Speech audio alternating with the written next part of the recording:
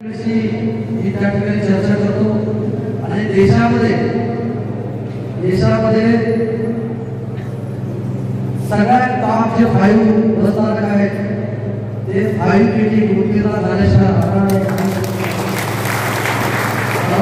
परिवार मंत्र्याशी तेही मध्ये कॅबिनेट आहे आणि परत हेही उद्धव साहेबांचे प्रमुख आहे तुमच्या 3-4 जे टॉप आहेत त्या परत जर आहेत तर ते संसदीय कार्यकर्ते ते संसदीय राज्यकर्ते कुठलाही शब्द होते सर मी जर टाकला तर ते कुणीही टाळा तयार म्हणून बसताना आपण बीओटीच्या तत्वावरती कसं करता येईल शॉपिंग कॉम्प्लेक्स आणि बसताना अतिशय दर्जा लोकांना सगळ्या सुविधा म्हणजे कॅन्टीन असेल शौचालय एकदम चांगलं म्हणजे राज्यामध्ये किंवा देशामध्ये जे कोणते 5 बसताना असतील त्यात आपलं उत्तीर्ण असेल आई तुम्हाला शब्द दिल्याशिवाय राहणार नाही. आताच पाटील साहेबांनी सांगितलं की आदरणीय स्वर्गवासी देशमुख साहेबांनी त्यांच्या मतदारसंघामध्ये मांजरा नदीवरती त्यांनी बॅरेज सुरुवात केली आणि बॅरेज सुरुवातीनंतर त्या भागातल्या शेतकऱ्यांच्या जीवनामध्ये अतिक्रांती त्या ठिकाणी त्यांनी घडून आणली. माझंही स्वप्न तसंच होतं निवडणुकीच्या काळामध्ये मी असेल साहेब असतील आदरणीय बसवराज पाटील साहेब असतील सगळे नेते मंडळी आम्ही लोकांना शब्द दिलो की जर आम्ही निवडून आलो आम्ही सत्तेमध्ये आलो तर तिरू नदीवरती 7 बॅरेजेस करू आम्ही हा शब्द दिलो आणि जे जे काही आमच्या जाहीरनाम्यामध्ये चाळक साहेब आम्ही शब्द दिलेले होते मी दररोज त्याची यादी काढतो. बसवराज पाटील साहेब परिचय आहे एवढी यादी मी मंत्रालयामध्ये माझ्या ऑफिसमध्ये फक्त 1 तास बसतो आलेल्या फाईली फक्त क्लिअर करतो आलेल्या शिफारस फक्त क्लिअर करतो आणि जे काय आपण विकासाचे शब्द दिल्या लोकांना ते कामं करत जातो. मी मंत्री आहे सेक्रेटरीकडे कसं जातो माझी बाप माझ्या घरामध्ये मी सेक्रेटरीपाशी जाऊन मी मंत्र्यापाशी जाऊन जरी त्यांची मीटिंग झाली असेल मी मंत्री मीटिंग का करू की असं म्हणा घरी आणत मी बसतो माझं काम आहे माझ्या भागातलं विकासाचं काम आहे मी बसतो त्या तिरू बॅरेजेसवरती सगळ्या अधिकाऱ्यांनी निगेटिव्ह दिलं की पाण्याचा आयुष्य संपलेला आहे हे विरोधी बॅरेजेस होऊ शकत नाही. बसवराज पाटील साहेब राज्याचे जनरल सेक्रेटरी आमचे ऑफिस प्रमुख आहेत तेही जयंत पाटील साहेबांना आणि मीही राज्याचे व्यावसायिक मुख्यमंत्री जानेवारी महिन्यामध्ये विभागीय बैठकीला औरंगाबाद आले होते. त्या बैठकीमध्ये त्या विषय मी मांडला आणि त्यातून त्यांनी ती मांडण्याला दिली होती.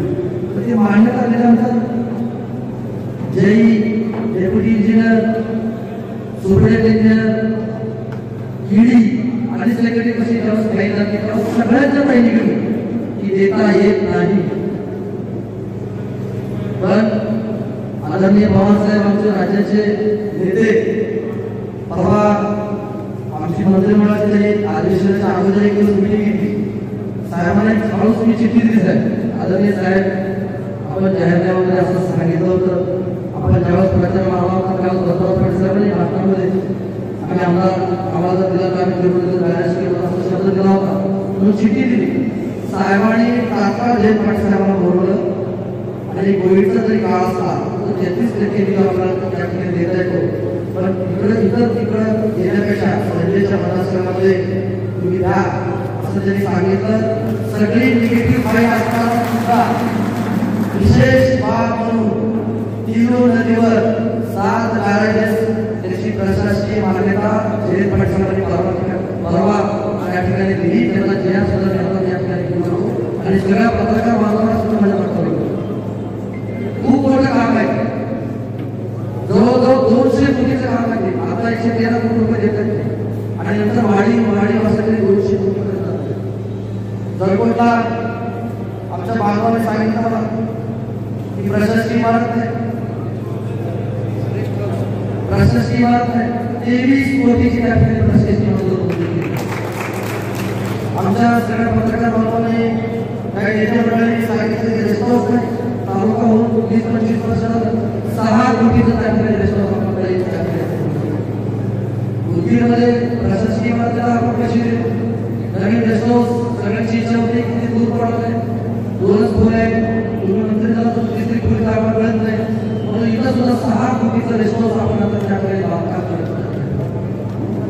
मागच्या काळामध्ये भोसले साहेबांच्या काळात जरी झाला होता, उद्योगीकरण वगैरे मागच्या काळामध्ये झालं, पण मलकापूरचा उड्डाण करून आजही पुण्या पाटलांनी केला नाही. मंजुऱ्या खूप दिवस झालं साहेब, पण अक्षरशः हजाराला जाऊन रेल्वेच्या अधिकाऱ्यांसोबत चर्चा केली, पीडब्ल्यूडीच्या अधिकाऱ्यांसोबत बसतो, 2-2-3 मिटिंगा घेतात, गावात येतं टेस्टिंगसाठी बोर पाडा की त्याचा अंदाजपत्र तयार करून तुला 1 ते 1.5 वर्षामध्ये मलकापूरचं बाहेरच्या बाहेर त्या ठिकाणी पंचायत समितीची मिटिंग खूप जुनी झालेली आहे, तुम्हाला बसायला जागा नाही. प्रस्ताव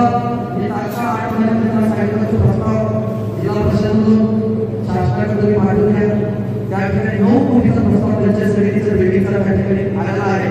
एवढं कोविडचं संकट दूर झालं की त्याला सुद्धा 9 कोटीच्या पंचायत समितीच्या बिल्डिंगला सुद्धा आपण मंजुरी आपण घेतल्याशिवाय राहणार नाही. 2.5 निवडणुकीला धरण्याचं पाण्याचं लक्ष आदरणीय पाटील साहेब बोलले,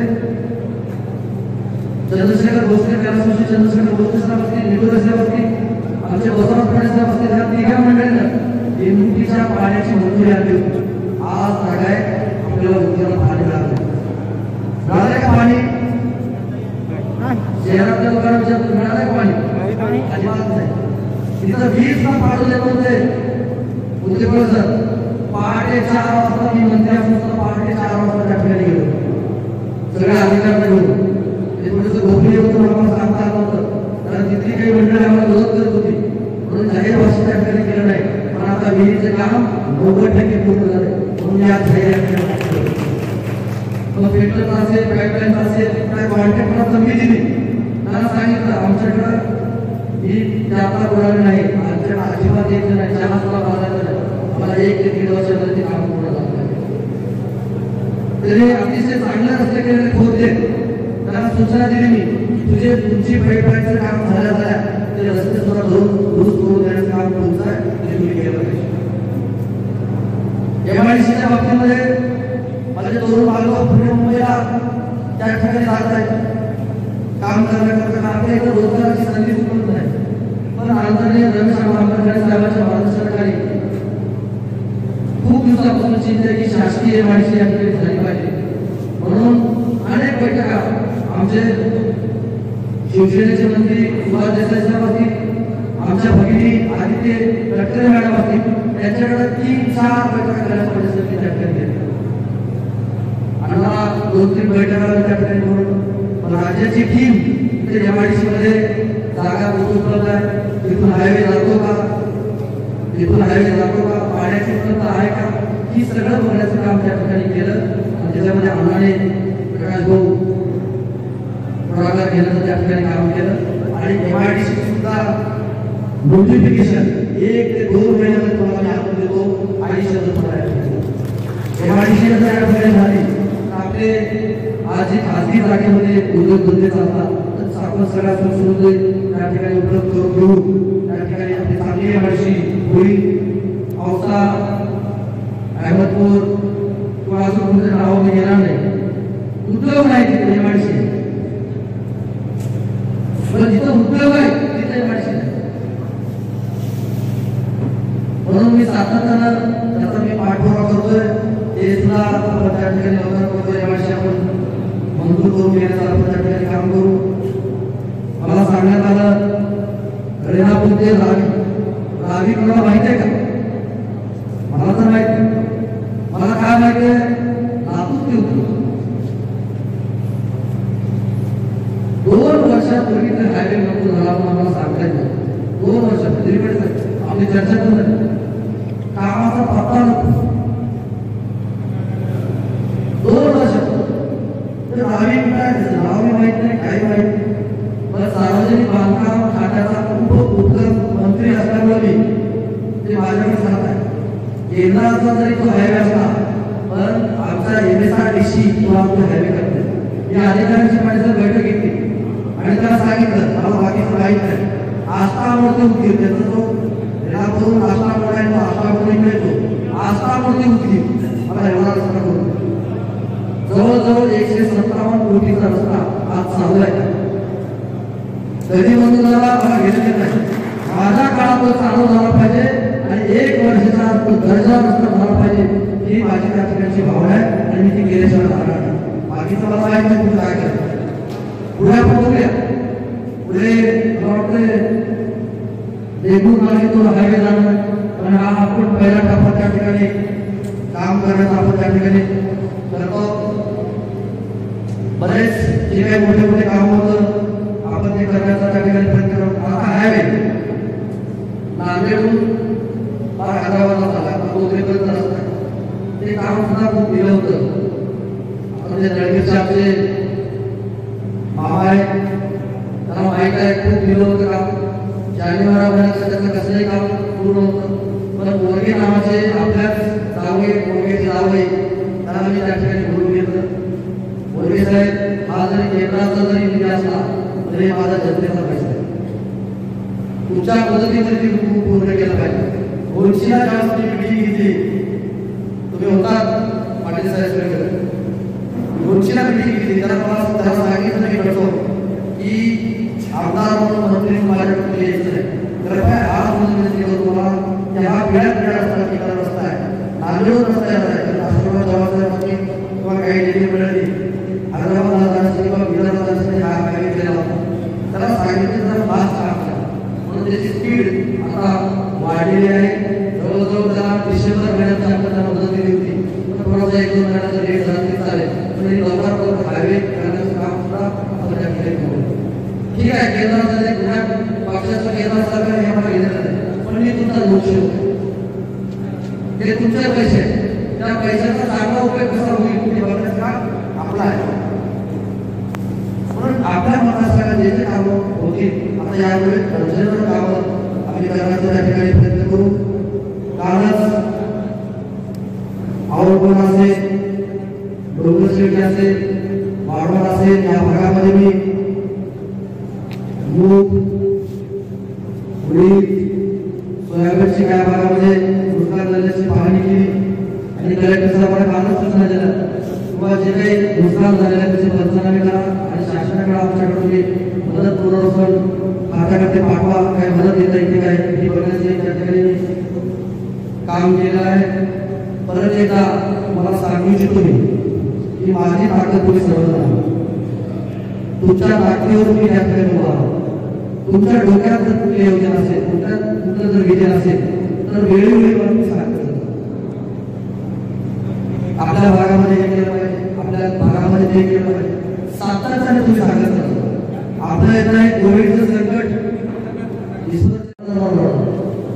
की जनतेचे काय जे प्रश्न असले त्या भागात सरकार काय जनता त्यावेळेस मी भरले आणि प्रश्न तुमच्याकडे छोटे मोठे असतील त्या ठिकाणी थोडं मी काम करेन आयुष्यात पण तुमच्याही डोक्यात कुठली कल्पना असेल तर तुम्ही सांगायचं. आज रस्त्यासाठी पाटील साहेब मी मनापासून माजी मंत्री आशीर्वाद चव्हाण साहेब आणि आताचे आपले पालकमंत्री अमित देशमुख साहेबांचे आभार आहे. तर आशीर्वाद चव्हाण साहेबांनी पहिल्याच झटक्यामध्ये आपल्याला 80 कोटी रुपये रस्त्यासाठी 80 कोटी कशावर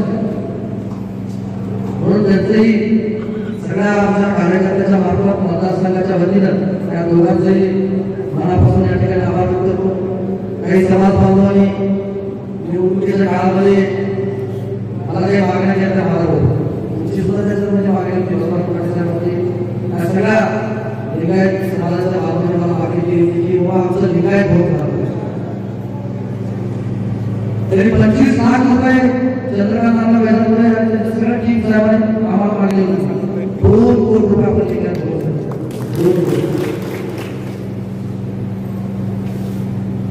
मराठा समाजाच्या मुलामुलीकरता वसतिगृह आणि त्यांचे सभागृह महाराजांचं सगळं चारित्र त्या ठिकाणी भाव काही ठिकाणी मागणी केली होती. छत्रपती शिवाजी महाराज सांस्कृतिक भवन 9 कोटीचा आपण त्याला मान्यता मिळालेली थोड्याच दिवसामध्ये त्या ठिकाणी काम दादा चालू होतं. काही मुस्लिम बांधवांनी मागच्या निवडणुकीमध्ये भव्य मतदान झाले त्यांनी सांगितलं भाऊ गोरगरीब माणसं मंगळकाराला जाऊ शकत नाही आम्हाला शादी करायचा आमचा प्रस्ताव आहे आम्हाला 25 लाखाची तुम्ही शादी करा त्या ठिकाणी शेअर मला करून द्या. पाटील साहेब 2 कोटी रुपये मुस्लिम बांधवांच्या शादी करण्यासाठी उपलब्ध करून दिला आहे. निधी सुद्धा लवकरात लवकर त्या ठिकाणी चालू होईल. आमचे बांधव सगळे मागासवर्गीय बांधव बौद्ध बांधव त्यांनी सांगितलं किंवा आम्हाला प्रशासनासाठी बोध मिळाल्याची त्याची मागणी होती. त्यांना सुद्धा बोध मिळाल्यानंतर आपण दोन पुलिशी या ठिकाणी आपण निवडून होतो.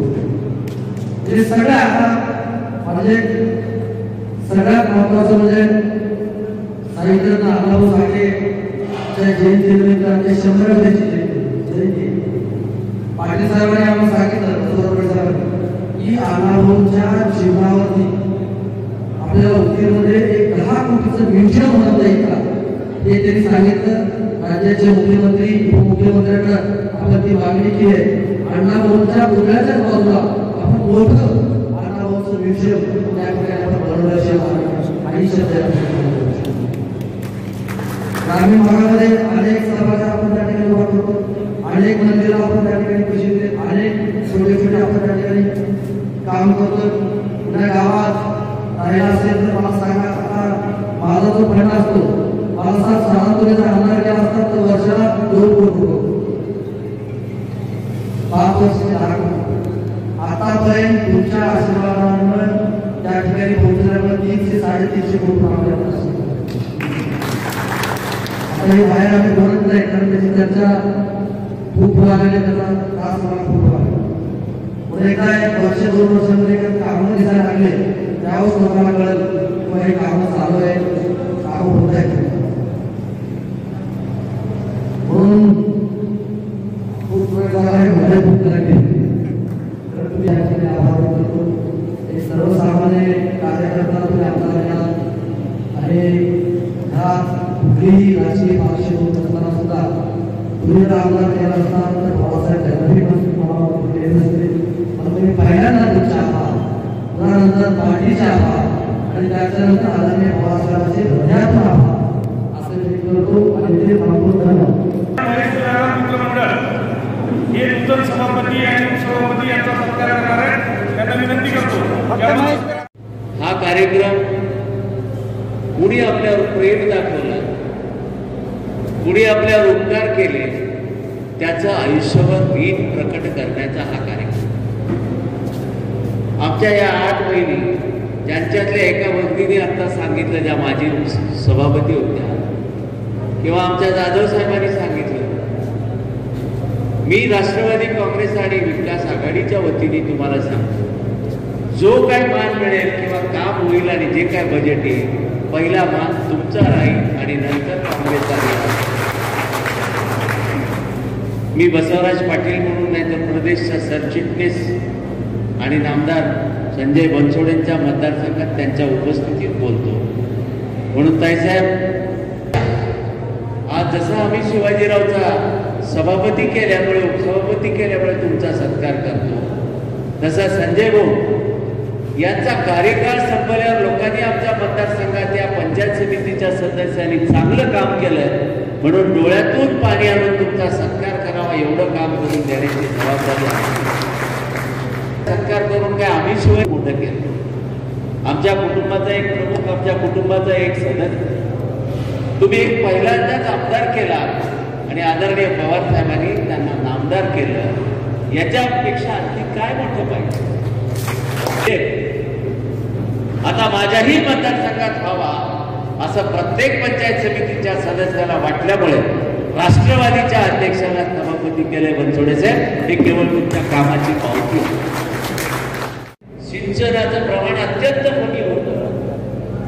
बनसोडे साहेब तुमचं पहिलं अभिनंदन त्यांना खुश करण्यासाठी. तेरू प्रकल्पावरच्या ब्रिजेससाठी जयंतराव पाटील आणि मुख्यमंत्र्यांकडून जो प्रस्ताव त्यांनी मंजूर करून घेतला ते आमच्या पिढ्यान लक्षात मंत्रिमंडळाच्या पहिल्या बैठकीमध्येच या समाजाला समाज मंदिर, त्या समाजाला नाट्य मंदिर, उदगीरच्या विकासासाठी आदरणीय भोसले साहेब, आदरणीय निटुले साहेब, मी स्वतः आम्ही तिघा असताना ज्या पद्धतीने रोड केले, नाले केले, पृथ्वीराज चव्हाण साहेबांचे आभारही मानतो आणि उपकारही. आणि आज आठवण जसं आम्ही तसं करतो तसं बनसोडे साहेब तुमचे आणि उद्धव ठाकरे साहेब असतील, जयंत पाटील साहेब असतील, यांची सुद्धा पिढ्यानपिढ्या पुढे आठवण केल्याशिवाय उगीत करणार. आम्हाला बाबासाहेब पाटलांनी परवानगी दिली. आज तिकडं अमित देशमुखांची मीटिंग असल्यामुळे आम्हाला येतं. काँग्रेस पक्षाच्या तिन्ही माणसांनी आम्हाला सांगितलं बरोबर. अमित भैयांना सांगितलं की आमच्या असं आमचे भाजपचे आमचे मित्र आणि आमचे सहकारी आमच्या बरोबर आले आणि आमच्या मुळे साहेबांना त्यांना करण्याची इच्छा आहे. तुम्ही जर साथ दिली तरच होऊ शकतो. हे खरं आहे. काँग्रेसवाल्यांनी एका मिनिटामध्ये अमित भैयांनी काँग्रेसवाल्यांना आदेश दिला आणि आज एका मिनिटामध्ये सभापती. म्हणून अमित भैया आणि इथले तालुका काँग्रेस जिल्हा काँग्रेसचे अध्यक्ष शीर्षाले उडगे नाही आपण केला होता. तर या सगळ्या मंडळीचे मनपूर्वक आभार आणि उपकार. शिवाजीराव आपल्याला विनंती करतो, हा यशाचा मानाचा फेटा त्या सगळ्यात मोठ्या भावनेने मानला. माझा शिवाजी चांगला आहे, माझा शिवाजी चांगला आहे, माझा शिवाजी म्हणतो. आणि माझी सुद्धा त्या ज्या खुर्चीवर तुम्ही बसला त्या खुर्चीवर माझ्या भावना झाली. 1962ला पहिले सभापती म्हणून माझे वडील होते. त्या खुर्चीकडे बघितल्याबरोबर जे मला आनंद वाटतो, माझ्या त्या आनंदाला आणि आदराला तुमच्याकडून चांगलपणाच्या अपेक्षेला कुठेही ठेस लागू देऊ नका, एवढीच मी तुम्हाला विनंती करतो. पण मला ह्यांनी असं एवढे ठरवले की अधिकारी असो की अधिकारी असो त्यांच्यासाठी हे योग्य सभापती म्हणून आम्ही सर्व महिलांनी हा निर्णय घेतला. आणि पक्ष असो काही असो, पक्षासाठी आम्ही बघितलो नाही. कारण ग्रामीणमध्ये जे गावचा विकास आहे त्यांच्यासाठी एक नेता खंबीर पाहिजे. मला भरपूर काही समजत होतं पण माझ्याकडे सरळ दुर्लक्ष करत होते. त्याच्यामुळं मी जास्त काही बोलणार नाही. भरपूर बोलण्यासारखं खूप काही आहे पण कमी वेळात त्यांनी भरपूर आमचे कामं करावं ग्रामीण